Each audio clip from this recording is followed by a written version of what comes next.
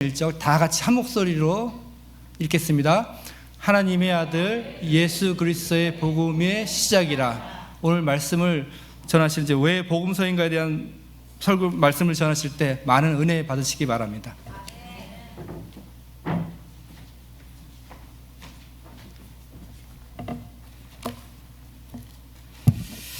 안녕하세요. 반갑습니다. 아시아 선교 침례교회를 담임하고 있는 박승일 목사입니다. 오늘 이렇게 여러분들과 함께 하나님의 말씀을 나눌 수 있고 또 말씀을 선포할 수 있도록 인도하신 하나님께, 하나님 아버지께 모든 영광을 돌립니다. 여러분, 하와이 중앙 장로교회 여러분에게도 또 말씀을 전할 수 있도록 허락하신 우리 강 목사님에게도 감사드립니다. 오늘은 마가복음 1장 1절 한 절 말씀입니다. 설교 제목이 왜 복음서인가, 왜 복음서인가, 이런 제목으로 하나님의 말씀을 전하려 합니다. 귀한 은혜가 있기를 주의 이름으로 축원합니다. 우리 강유준 목사님하고는 친구같이 좀 지내는 사이입니다. 제가 좀 한두 살 많은데 그래도 이제 너무나 좋으신 분이고 같은 지역에서 정말 귀한 동역자, 정말 저런 분을 만나기가 쉽지 않다 싶을 정도로 아주 귀한 분이라 생각합니다. 강 목사님은 저를 어떻게 생각하는지 모르지만 저는 그렇게 생각한다는 거예요. 근데 이번에 정말 저 깜짝 놀랐습니다. 여러분들도 정말 깜짝 놀랐을 거예요. 제가 이렇게 짧게 그 이야기를 듣는데 그날 밤 주무셨으면 그 다음날 아침에 심각한 일이 벌어졌을 것이다 라고 하는 얘기를 듣고 저 얼마나 깜짝 놀랐는지 몰라요. 여러분들도 많이 놀라셨죠? 전혀 모르시는구나. 저는 굉장히 놀랐습니다. 여러분 못지않게 정말 많이 놀랐습니다. 하와이 이제 침례교회는 노회가 아니라 지방회라고 하는데 저희 지방회 모임 때 가서 얘기했습니다. 우리가 좀 기도해야 될 것 같다고, 꼭 좀 기도합시다. 그래서 지방에서도 기도하고요. 저희 교회에서도 2번 광고했습니다. 강현준 목사님에서 꼭 기도해달라고, 중보기도팀에도 얘기해서 기도해달라고. 그래서 제가 이제 굉장히 저는 굉장히 놀랐거든요. 왜냐하면 아직 가실 때가 아니잖아요. 아닌가요? 가야 되나요? 아직 가시면 안 되지요. 절대 안 되지요. 그래서 제가 사실 저도 이제 저희는 여기 하와이 중앙교회는 새벽 예배가 6시 15분이라고 들었는데 저희는 6시 반입니다. 더 늦게 해요. 거의 정말 매일 목사님께서 기도가 되더라고요. 정말 기도가 되더라고요. 여러분들도 많이 기도해 주시기를 바랍니다. 근데 기도에 대한 것을 조금 제가 이렇게 생각할 때 여러분들이 기도해서 목사님이 정말 아주 위기에서 하나님께서 도와주셨구나, 이제 그런 생각을 하면서 제가 기도에 대한 생각을 했습니다. 어떤 생각을 했냐면 하나님께서는 분명히 우리의 기도를 들으십니다. 우리가 기도하면 우리의 기도를 들어주세요. 그런데 어떨 때에는 우리가 기도한 대로 들어주시기도 하지만 어떨 때에는 우리가 기도한 대로 들어주시지 않을 때도 있습니다.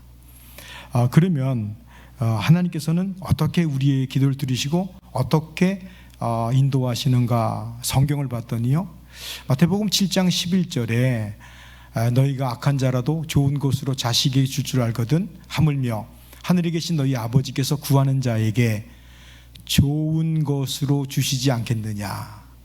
악한 자라도 자식에게 좋은 걸 줄 줄 알거든 하늘에 계신 너희 아버지께서 구하는 자에게 좋은 것으로 주신다는 거예요. 내가 기도한 대로 준다고 말씀하시지 않고 우리가 기도하면 하나님이 그 기도를 들으시고 하나님이 생각하셨을 때에 좋은 것으로 응답하신다는 겁니다. 이게 굉장히 중요해요. 왜냐하면 여러분들이 물론 평소에 담임 목사님을 위해서 기도했겠지요. 그러나 이런 일이 벌어질 줄은 사실은 상상 못했을 거 아닙니까? 근데 왜 하나님께서 정말 귀한 은혜를 베풀어 주셨는가? 여러분들이 담임 목사님을 놓고 기도했잖아요. 그 기도한 것을 하나님이 들으신 거예요. 그리고 어떻게 응답하는 것이 좋을까? 어떻게 주시는 것이 좋을까를 하나님이 좋다고 생각하는 쪽으로 응답하신 줄로 믿습니다. 그거거든요. 정말 이거 너무 중요한 거예요. 우리가 신앙생활 할 때도 마찬가지거든요. 예수 믿는다고 하는 사람들은 대부분 기도합니다. 기도하지 않는 분이 없어요. 가끔은 있나요? 가끔 있는 것 같아요. 근데 꼭 기도하시기 바랍니다. 근데요, 기도하면 사람들이 어떻게 생각하냐면 신앙생활 할 때 내가 바라는 것이 있어요. 내가 원하는 것이 있습니다. 기도 제목이 가지고 와서 하나님 앞에 간절히 기도할 때 많습니다. 그런데 꼭 그렇게 내가 바라는 대로 하나님께서 응답해 주셨던가요? 아닌 것 같아요. 어떨 때는 응답 안 하시는 것처럼 사람들이 생각합니다. 그래서 어떤 분들은 이렇게 얘기해요. 자기는 기도해도 하나님이 응답하시지 않는다고. 아니에요. 응답하셔요. 어떻게 응답하시냐면 하나님이 그 기도를 들으시고 하나님이 생각하실 때 좋은 것을 주시는 거예요. 그러니까 우리가 좋은 것과 하나님이 좋은 것이 달라요. 나는 이것이 좋다고 생각하는데 하나님은 그 사람에게 좋은 것이 내 생각과 다를 수가 있다는 거예요. 그래서요, 어떤 사람에게는 경제적인 부요, 돈도 주시고 명예도 주시고 막 주세요. 근데 어떤 사람에게는 막 그걸 놓고 기도하는데 안 주십니다. 안 주시면 기도를 안 들으시거나 응답 안 하는 게 아니라 그때 그 사람에게 안 주는 게 하나님이 생각하실 때 좋다고 생각하신 거예요. 예를 들어서요, 도박하는 사람이 돈이 많이 필요하잖아요. 이 돈 저 돈 끌고 와야 되잖아요. 돈 좀 주세요 기도하면 하나님이 돈 줄까요? 그 사람에게는 안 줘야 좋은 일입니다. 그래서 그 사람에겐 절대 돈을 안 주세요. 그러니까 우리가 신앙생활 할 때 요거 하나만 잘 깨달아도 하나님을 오해하지 않습니다. 그래서 더 기도하는 겁니다. 기도하면 하나님이 들으세요. 들으시고 하나님이 생각하셔서 정말 그 사람에게 필요한 것을 필요할 때에 응답해 주시는 하나님이신 줄로 믿습니다. 이거 하나만 깨달아도요 굉장히 우리의 신앙생활이 달라집니다. 지난주 제가 강 목사님 만나서 목요일날, 지난주 목요일날, 그러니까 지지난주네요, 수술을 받으신다고 하시더라고요. 제가 간단하게 여기 동영상 뜨길래 봤더니 목사님이 지난주 설교하시면서 이제부터 쓸데없는 사람입니다, 이렇게 막 그 아픈 중에 농담까지 하시더라고요. 그래서 목요일날 수술하시는데 몸이 괜찮으면 오늘 주일 설교를 하시겠다는 거예요. 제가 깜짝 놀라가지고, 목사님 그러면 안 된다고, 쉬셔야 된다고. 아멘도 안 하시는 거 보니까 해야 되나 보네요. 여기 목사님이 오셔야 되나요? 오시면, 제가 저 생각해도 안 되지요. 오시면 안 됩니다. 쉬셔야지요. 저 뒷자리에 앉지 말라고 제가 그랬더니 목사님 그냥 집에서 쉬시라고. 그때 목사님은 또 예배를 사랑하셔서 제가 그런 얘기는 안 하는데 저렇게 오시는 거예요. 그래서 제가 혹시 제가 설교할 수 있으면 제가 대신 하겠다고. 저희도 11시 예배이기 때문에 끝나자마자 빨리 가야 되거든요. 제가 하겠다고 그랬더니 목사님이 그렇게 좀 했으면 좋다고 목사님 허락을 받고, 그래서 제가 이제 목사님 여쭤봤어요. 무슨 설교하면 되겠냐고. 제가 어느 다른 교회 가서 설교할 때는 꼭 담임 목사님한테 물어봐요. 무슨 설교했으면 좋겠냐고. 왜냐하면 엉뚱한 소리, 이상한 소리 하면 안 되잖아요. 그죠? 그러면 목회에 도움이 안 돼요. 그 담임 목사님이 그거 수습하느라고 너무 힘들어요. 그러니까 아무나 안 세우는 겁니다. 또 제가 여쭤봤죠. 무슨 설교하면 되겠냐고. 그랬더니 그냥 은혜스러운 말씀 전해주시면 좋겠다고.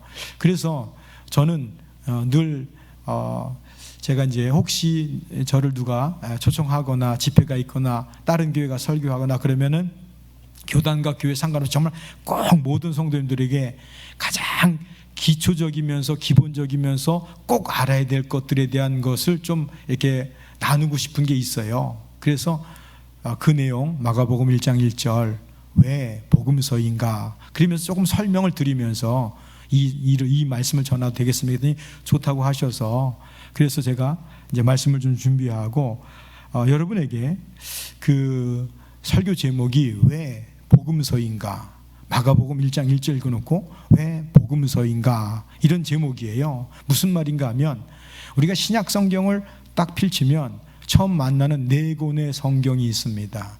마태복음, 마가복음, 누가복음, 요한복음이에요. 근데 이 4권의 성경은 그 마태가 바라본 예수님의 관점이 강조점이 달라요. 누가, 마가, 요한 다 다른 관점도 다르고 강조점이 달라요. 그런데 공통점이 하나 있습니다. 뭐지요? 그렇게 물어보면 이 4권의 이 복음서는 예수님의 생애를 다루고 있는 거예요. 예수님이 어떻게 태어나셨는지, 무슨 일을 하셨는지, 무슨 말씀을 하셨는지, 어떻게 돌아가셨는지 그런 얘기가 조금씩 다르지만 정리해서 공통점으로 보내면 그냥 예수님의 생애를 이야기하고 있다. 그렇게 하면 딱 맞습니다. 그러면 사실 이렇게 예수님의 생애에 대한 이야기를 했다면 이것을 세상에서는 보통 뭐라고 말하냐면 전기서 이럽니다. 한 사람의 인생에 어떻게 태어났으면 뭐 했으면 무슨 공적을 쌓았으면 이게 전기서라고 얘기하는 겁니다. 그래서 한 사람이 일생 동안 어떤 행적을 남겼는가에 대한 이야기가 전기서예요. 영어로 하면 바이오그래피라고 해서 우리가 그냥 복음서라고 말하지 않고 예수님의 전기서 그러면 예수를 믿든 안 믿든 정말 누구나 쉽게 이해를 하는 거예요. 마태복음 그러면 예수 안 믿는 사람은 무슨 책인지 몰라요. 근데 마태가 전한 예수님의 전기 이러면 그냥 다 알아듣는 거예요. 예수님의 일생에 관한 얘기인가 보다 이렇게 아는 겁니다. 요한복음이라고 안 해놓고 요한이 전한 예수님의 전기 그러면 그냥 다 이해가 돼요. 굳이 이렇게 얘기 안 해도 되는데 왜 예수님의 전기라고 말하지 않고 예수님의 복음, 마태가 전한 예수님의 복음서라고 하는 말을 썼을까? 어떤 분이 그런 말을 했어요. 이 세상에는 소설도 있고 수필, 역사서, 서신서 이런 게 다 있어요. 근데 복음서라고 하는 문학 장르는 없습니다. 역사 이래 복음서라고 하는 문학적 장르가 없어요. 근데 왜 굳이 그렇게 있지도 없는 복음서라고 하는 말을 썼을까? 물론 복음이라고 하는 말은 기쁜 소식이란 뜻이잖아요. 굿뉴스란 뜻입니다. 그러면 왜 예수님의 생애를 적어놓고 복음서라 말했을까? 왜냐면요, 예수님의 생애는 그 자체가 우리들에게 기쁜 소식이에요. 우리에게 복음이란 뜻입니다. 그러면 또 그게 무슨 소린가를 설명을 드려야 됩니다. 예수님의 어떻게 태어나신부터 시작해야 돼요. 예수님이 태어나신 것으로 기쁜 소식일 수도 있지만 예수님이 태어난 것만으로 기쁜 소식이 아니에요. 어떻게 태어났느냐가 진짜 중요한 겁니다.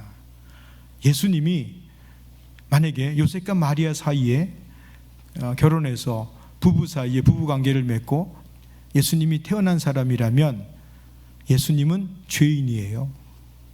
예수님에게도 원죄가 있습니다. 그러면 그가 우리의 죄를 용서할 수가 없는 겁니다. 예수님은 이 땅에 오신 것만으로도 물론 기쁜 거지만 어떻게 오셨냐면 여러분이 사도신경 했던 것처럼 성령으로 동정녀 마리 처녀입니다. 처녀. 요즘 처녀하고 좀 다르지요?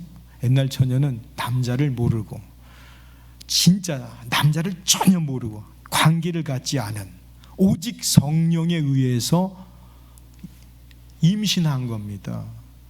그래야만 그분에게 죄가 없는 거예요. 역사 이래 부부가 결혼해서 부부관계를 맺은 대부분 다 그렇게 태어났지, 처녀가 아기를 낳은 것은 역사 이래 단 한 명도 없는 거예요. 누구만 그랬냐면 예수님만. 그래서 예수님에게는 죄가 없어요.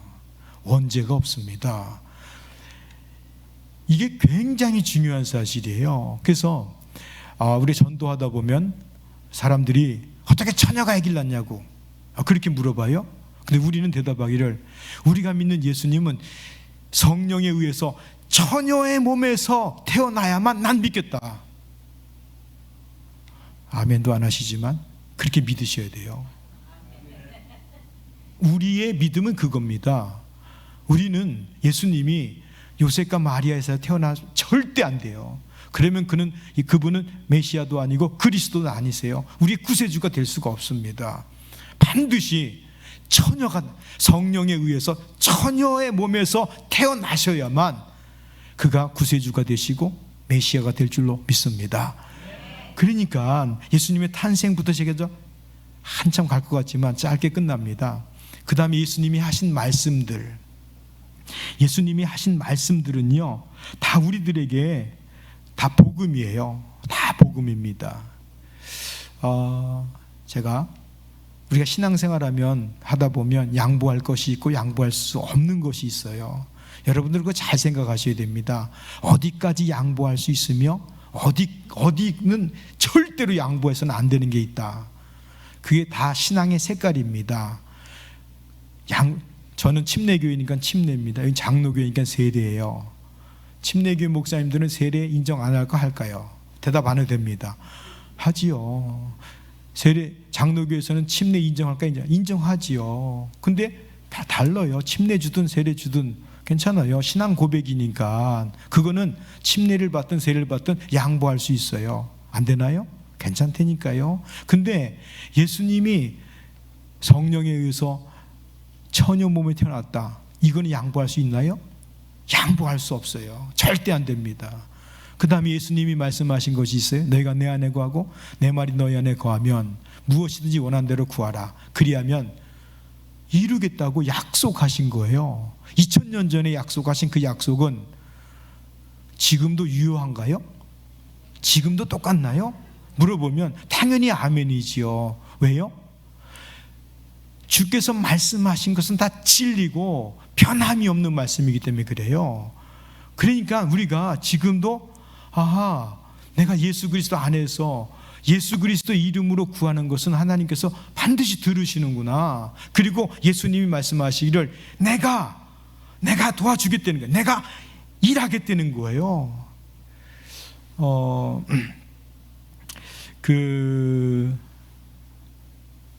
예수님께서 이런 일들을 사복음서에 보면 너무나 많지만 십자가에서 돌아가신 것도 우리가 예수님이 십자가에 돌아가셨잖아요. 채찍에 맞으시고 십자가에 돌아가셨잖아요. 곰곰이 생각해 보세요. 2000년 전 사건이에요. 2000년 전에 저 이스라엘이라는 나라에, 그때는 이스라엘도 없었어요. 나라 이름 민족이에요. 어느 한 젊은 청년이 33살 난 젊은 청년이 십자가에서 죽은 거예요. 그분하고 여러분하고 무슨 상관이 있습니까? 그 2000년 전에 죽은 어느 저 이스라엘에 십자가에서 죽었다고 하는 그분하고 여러분하고는 대체 무슨 상관이 있길래 믿나요? 이렇게 물어보면 여러분 무슨 상관이 있나요? 또 이런 얘기들은 이상하다 그러지 말고요. 진짜 실질적으로 우리가 생각해 봐야 될 거 아니에요. 2000년 전에 어떤 젊은 청년 하나가 십자가에서 죽었다. 근데 여러분하고는 무슨 상관입니까? 이렇게 물어보면 대답해야지요. 역사 이래. 죄 없는 자만이 우리 인류의 죄를 용서할 수 있는 거예요. 역사 이래. 만약에 사람 가운데 어떤 사람이 내가 메시아다 하게 나타났는데 그의 부모님이 계시면 가짜예요. 거짓말입니다. 그도 죄인이니까 그가 구원할 수 없어요. 그러나 죄 없는 분만이 인류를 구원할 수 있는 거예요. 죄 없는 분이 피를 흘려서 돌아가셔야만 그분의 그 죽으심이 우리의 죄값을 대신하는 겁니다. 그가 죄인이면 우리의 자기 죄로 죽는 거예요. 그래서 레위기 17장 11절에 보면 뭐라고 말씀하고 있냐면 육체의 생명은 피에 있음이라. 내가 이 피를 너희에게 주어 제단에 뿌려 너희의 생명을 위하여 속죄하게 하였나니 생명이 피에 있으므로 피가 죄를 속하느니라. 생명이 피에 있으므로 피가 죄를 속한다 그랬어요. 우리의 죄를 용서하기 위해서는 죄 없는 피를 흘려야 된단 말이에요. 그래서 자꾸만 그 얘기를 하는 거예요. 예수님이 죄 없으신 분이라고. 만약에 예수님이 죄 있는 분이라면 자기 죄 때문에 죽는 거예요. 근데 예수님이 죄 없으신 분이 돌아가신 것은 뭐냐면 인류의 죄를 용서하셨다는 뜻이에요. 그래서 모든 인류와 상관이 있는 거예요. 2000년 전에 돌아가신 그분과 나 무슨 상관인가? 내 죄를 위해서 죄 없는 분이 피를 흘리셔야 되는데 예수님이 피 흘리신 거예요. 그래서 그분이 피 흘리심으로 내가 죄 용서함을 받은 줄로 믿습니다. 그래서 2000년이든 1000년 전이든 다 상관이 있는 거예요. 사도행전 2장을 보면요, 오순절 마가다락방에 열심히 120명 동안 문도가 막 모여서 막 기도해서 성령이 임했던 사건을 여러분도 잘 알고 계실 겁니다. 근데 그렇게 하기 전에 예수님이 누가복음 24장 49절에 제자들하고 예수 믿는 사람들 불러놓고 부활하신 예수님이 이렇게 얘기했어요. 볼지어다 내가 내 아버지께서 약속하신 것을 너희에게 보내리니 너희는 위로부터 능력으로 입혀질 때까지 이 성에 머물라 하시니라. 아버지께서 약속하신 보혜사 성령을 말하는 거지요. 지금 예수님이 부활하신 거예요. 여러분 만약에 예수님이 부활한 것을 여러분들이 만났다면 굉장히 놀랄 일 아닙니까? 나가서 전하고 싶잖아요. 근데 부활하신 예수님을 만났는데 기다리라는 거예요. 기다려라. 어디서? 예루살렘에서. 왜요? 아버지께서 약속하신 보혜사 성령이 너에게 임할 때까지 기다리라는 거예요. 누구한테 말했습니까? 제자들한테요. 예수 믿는 사람들에게요. 그러니까 제자들에게, 예수 믿는 사람들에게 성령이 오실 때까지 기다리라는 거예요. 그래서 그분들이 열심히 열흘 동안 열심히 기다리면서 기도하고 있었어요. 마침내 성경은 그렇게 있어요. 마침내 오순절 앞에 성령이 막 임하셨어요. 성령이 임하시고 난 다음에 그 성령께서 우리들에게 여러 가지 일들을, 정말 너무나 많은 것들을 우리에게 도와주십니다. 그 중에 한 가지만 말씀드리면, 성령이 우리에게 오시면 세 가지를 책망한다 혹은 우리에게 가르쳐준다 이렇게 말씀하셨어요. 그래서 요한복음 16장 8절 9절을 보면 그가 와서 죄에 대하여, 의에 대하여, 심판에 대하여 세상을 책망하시리라. 죄에 대하여 함은 그들이 나를 믿지 아니하며, 예수님 말씀하시는 거예요. 성령이 오시면 죄에 대해서, 의에 대해서, 심판에 대해서 책망하시고 말씀해 주시는데, 가르쳐 주시는데, 죄가 뭐냐? 성령이 말씀하시기를 죄가 뭐냐? 예수 믿지 않는 것이 죄인 것을 가르쳐 준다는 거예요. 예수 믿지 않는 것이 죄라고 하는 것을 성령이, 여러분 역사 이래요. 모든 나라는 법이 있습니다. 헌법이 있고 다 법이 있어요. 근데 그 모든 법에 다 나름대로 법에 대한 정의가 있겠지요. 근데 그 어떤 나라도 어떤 민족도 그 법 안에 예수 믿지 않는 것이 죄다 이렇게 써놓은 법은 없어요. 그 어떤 나라도 예수 믿지 않는 것이 죄다 이렇게 말한 게 없어요. 그렇게 말하는 것은 오직 성경만 얘기하는 거예요. 오직 성령이 오셔서 예수 믿지 않는 것이 죄되는 거예요. 그러면 이게 왜 우리들에게는 너무 좋은 소식이냐면, 사람들은 죄가 뭔지를 몰라요. 죄가 뭔지 모르기 때문에, 여러분 세상에선 지금도 죄가 뭔지 모르기 때문에 예수 안 믿는 거예요. 목사님 되게 이상하게 얘기하는, 아니요, 제 얘기가 아니라니까요.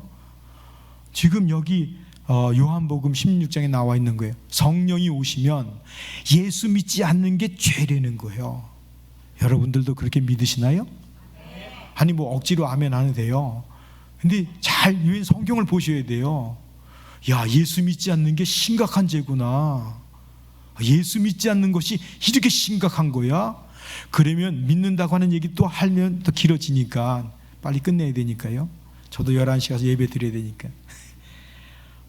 그래서요, 우리가 예수님의 생애 자체를 이렇게 보면, 예수님 말씀하시고 예수님과 연결되는 모든 것들을 보면 우리들에게 너무너무 소중한 이야기들이고 기쁜 이야기고, 그것이 복음인 줄로 믿습니다.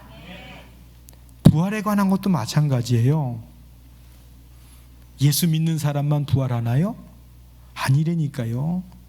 다 부활해요. 예수 믿지 않는 사람도 나중에 부활해서 지옥 가는 거예요.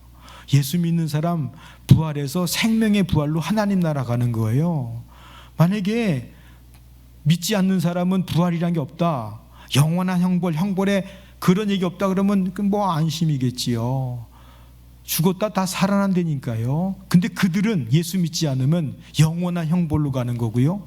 우리는 예수 믿었기 때문에, 주께서 우리의 죄를 용서하셨기 때문에 생명의 부활, 하나님의 나라로 갈 줄로 믿습니다. 다른 거지요. 그래서 우리가 왜 예수를 믿는지 잘 알아야 되잖아요. 그래서요, 예수님이, 이거 말씀 또 꼭 드려야 되겠는데, 예수님이 다시 오십니다. 언제 오시냐고 묻지 마세요. 아무도 몰라요. 여러분, 예수님은 반드시 오세요. 우리가 거할 곳이 다 준비되면 오신다 그랬어요. 근데 아무 얘기도 안 알려주셨어요. 왜 안 알려주셨지요? 알려주면 좀 준비하면 좋잖아요. 왜 안 알려주셨나요? 언제 오실지 진짜 아무도 모른다. 만약에 누가 예수님 날짜를 계산해서 이 날이다 그러면 그 사람 가짜예요. 거짓말입니다. 절대 믿지 마세요. 그러면 예수님이 언제 오실지 왜 우리에게 가르쳐 주지 않았나요? 이렇게 묻는다면, 여러분, 왜 안 가르쳐 주신 것 같으세요? 가르쳐 주면 우리의 삶이 무너집니다. 만약에 한 3개월, 2달이나 석 달 후에, 2달이라고 생각합시다. 2달 후에 예수님이 만약에 지금 6월달이잖아요. 8월 말일 날 오신다고, 또 요것만 잘라서 하면 저 2단 되니까 이상 그렇게 하면 안 됩니다. 그 소리 하는 거예요. 여러분, 8월 말일 날, 만약 2달 후에 예수님 오신다고 하면 여러분 지금 어디 있을 것 같으세요? 맨날 교회만 오겠지요. 무슨 직장에 왜 가요? 공부는 왜 합니까? 돈은 또 왜 봅니까? 있는 돈 다 어떻게 할까요? 2달밖에 쓸 게 없으니까 그냥 다 쓰겠지요. 진짜로 2달 후에 온다고 믿으면, 한마디로 말하면 삶이 무너지는 거예요. 그래서 안 가르쳐 주시는 거예요. 그래서 여러분들은 그냥 주님은 오신다고 믿지만 언제 오시는지 알려고 할 필요도 없어요. 아멘 안 하셔도 아멘입니다. 그런 거예요. 절대 여러분, 그러니까 성경이 뭐라고 얘기하면 이유가 있나 보다, 내가 지금 이해가 안 돼서 그렇지 이유가 있나 보다, 그리고 받아들이는 거예요. 여러분, 그 마가복음 1장 1절, 하나님의 아들 예수 그리스도 복음의 시작이라, 이 문장도 아니에요. 그냥 써놓은, 이게 문장이 아닙니다. 그냥 하나님의 아들 예수 그리스도 복음의 시작, 이렇게 돼 있어요. 마가복음은요, 4복음서 중에 제일 먼저 쓴 복음서거든요. 그러니까 복음서라고 시작하면서 제일 먼저 쓴 그 첫 말이 문장도 아니야. 그냥 하나님의 아들 예수 그리스도의 복음의 시작, 이거예요. 그냥 뭘 의미하는 걸까? 예수님은 하나님의 아들, 하나님의 아들이라고 해서 하나님, 그들의 생각은 하나님이란 뜻이고요. 예수는 그리스도란 뜻이, 구세주란 뜻이고요. 예수는 복음의 시작이란 뜻이에요. 이게 그 말입니다.